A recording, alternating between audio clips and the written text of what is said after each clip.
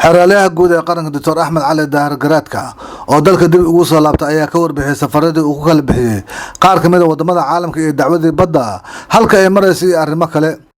xeraalyaha oo saxaafadda shir jaraad ugu qabta xafiiskiisa magaalada Muqdisho ayaa shaaca ka qaaday in dacwadii badda ay meel fiican marayso inkasta oo Kenya is hortaag ku sameysay maxkamadaasi in dacwada aysan qaadi karin isagoo xusay in natiijada dacwada la sugayo ugu badnaan 6 bilood wuxuuna muujiyay inuu ku qabo kalsooni dheeraad ah oo muddo dheer ka maqnayn intii hawlo badan oo qaranka muhiim waana ku maqnayn aan dhamaan u mahad celinayaa ciidanka amniga iyo hay'adaha sharci ilaalintaba runtii waqtiga marxaladda adag oo kala guurka ah ay ku shaqaynayaan iyo sida ay amniga iyo sugayaan aan mar labaad iyo mar saddexaad ku boorinayaa inay waajibaadkooda shaqo si adag u hufnaan u gutaan isla markaasna ay sugaan amniga iyo law and order-ka taa waxaa dheer waxaan ka soo noqday dacwaddii ummadda Soomaaliyeed ay aad iyo aad ula socotay aad iyo aadna ay u dhagtaagayeen oo runtii aan oran karo guul ayay noogu soo dhammaatay dacwaddii badda annagii Kenya naga dhaxaysay oo runtii ahayd qadiyad ummadda Soomaaliyeed meel kastoo ay joogaanba aad iyo aad ay ugu dhagtaagayeen aad iyo aadna ula socdeen qadiyadaas oo runtii muujisay midnimo iyo isku kalsooni badan iyo sovereignty-gii waddankeena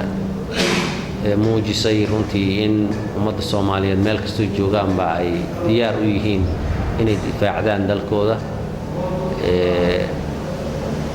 qadiyadaas oo rabo inaan ummadda meel walba joogaan ugu bishaareeyo in aan rajaynayno sida ay ummadda Soomaaliyeed oo dhan ay wada rajaynayaan inay guul ku dhamaato laba face weeye face-kii hadda la dhageysanayay ama wajigii koowaad waxay ahayd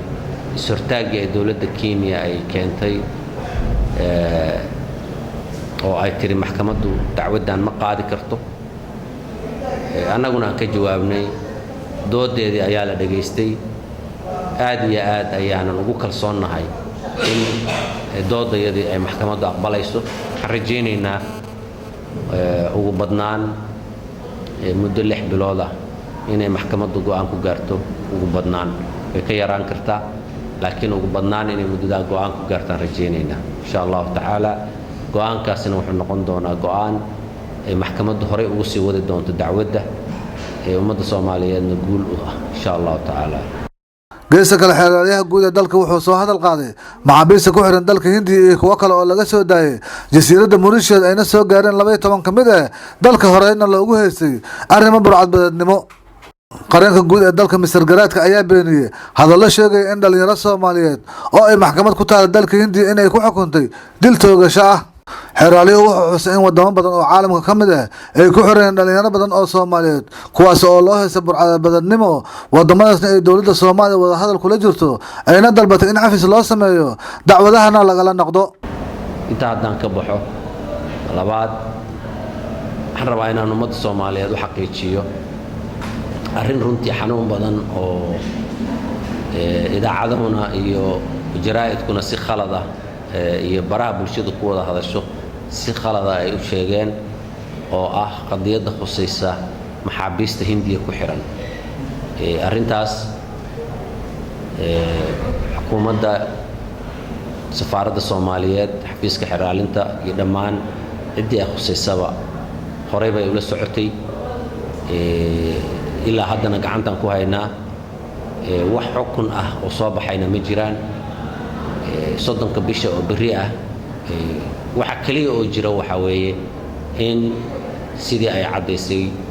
statementkii ka soo baxay safaaradda Soomaaliyeed ee Hindiya in bishii 20-keedii ay qareenadii u doodayay maxaabiisteena ku xiran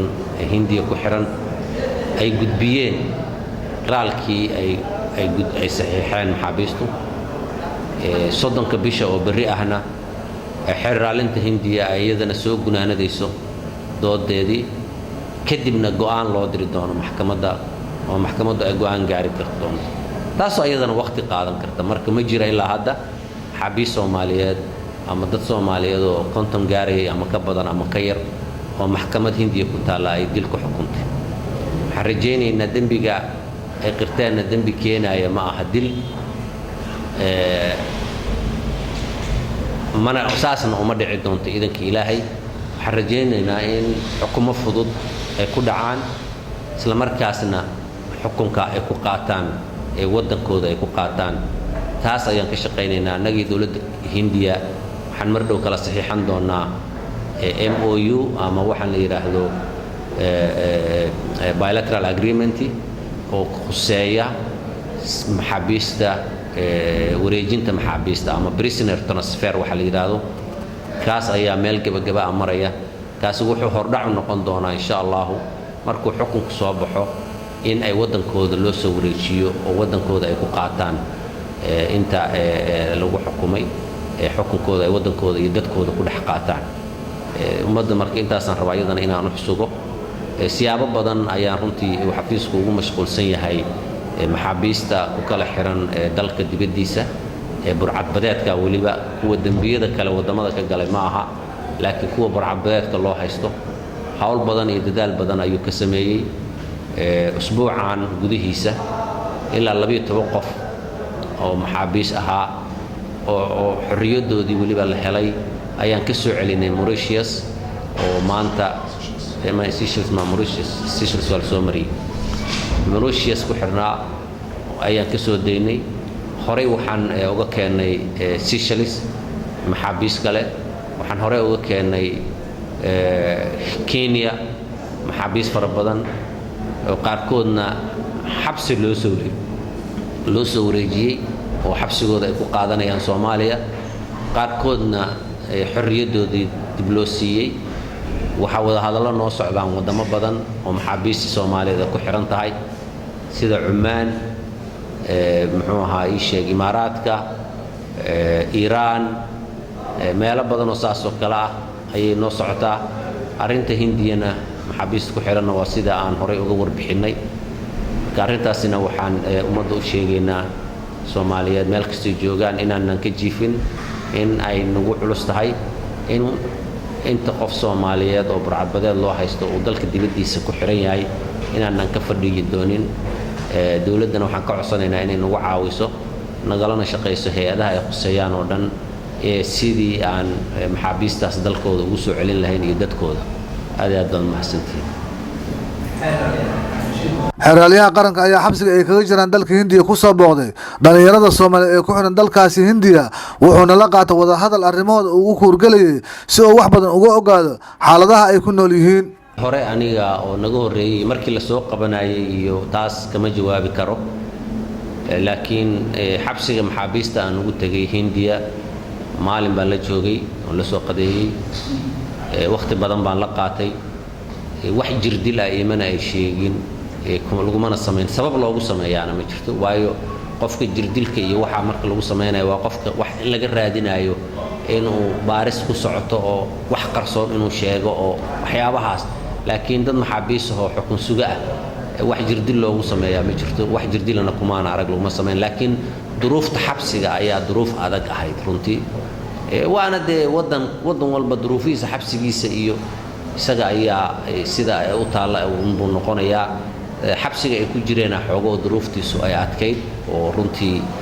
meel aadna u kuleyl badan cuntaduna aysan fiicneen caafimaadkuna uusan fiicneen ahayd waana kala hadalnay dawladda Hindiya runtii way jiraan laba maxbuus oo kamid ahaa maxaabiista inay u dhinteen cudurro ku dhacay 120 bay ahaayeen laba kamid ana waxay ku dhinteen xabsiga inkastoo isbitaal ay ku dhinteen laakiin cudur uu xabsiga ka soo gaaray bay u dhinteen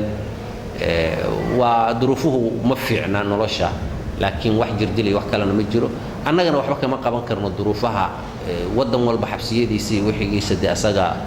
madax banaan laakiin dawladda waxaan kala hadalnaa Hindiya in ay dadkan duruufahooda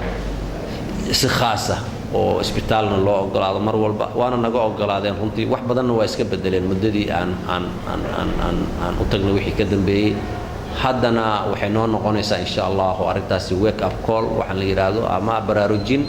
waxaan rajaynaynaa anagoo isku duuban oo xukuumadii oo dhan ah iyo dawladda Soomaaliyeed oo dhan inaan hawshaas si degdeg ah uga qabano arrintan 12 qof oo Seychelles Mauritius laga soo wareejiyay wada hadal dheer kadib waxaan ku guuleysanay in muxuu ahaa ay sheeg dambigii laga baabi'iyo sidaa darteed kuwa ku xiran hadda Seychelles waxaan qoraal u qornay madaxweynahooda inuu cafis qaarka ku haray inta badneed waa ka soo wareejinay Seychelles qof aan maanta xukun qabina ma laha inta hartayna waxaan rabnaa waa ku daba soconaa in muxuu ama aan xabsiga ka soo wareejino ama aan cafis iyo uga helno oo iyagoo xor ah aan keenno sidaasaan ugu mashquulsanahay insha Allah taala in meel kasta maxaabiis joogaan binaan keenno horay dad badan oo Maldives ku xirnaa oo Hindiya ku xirnaa ayaa safaaradaheena iyo dawladeenu aniga waqti ka shaqeeyeen oo la soo daayay oo dad badan ahaa marka marnaba anagoo ku xisaabtamayna duruufaheena iyo wax walba haddana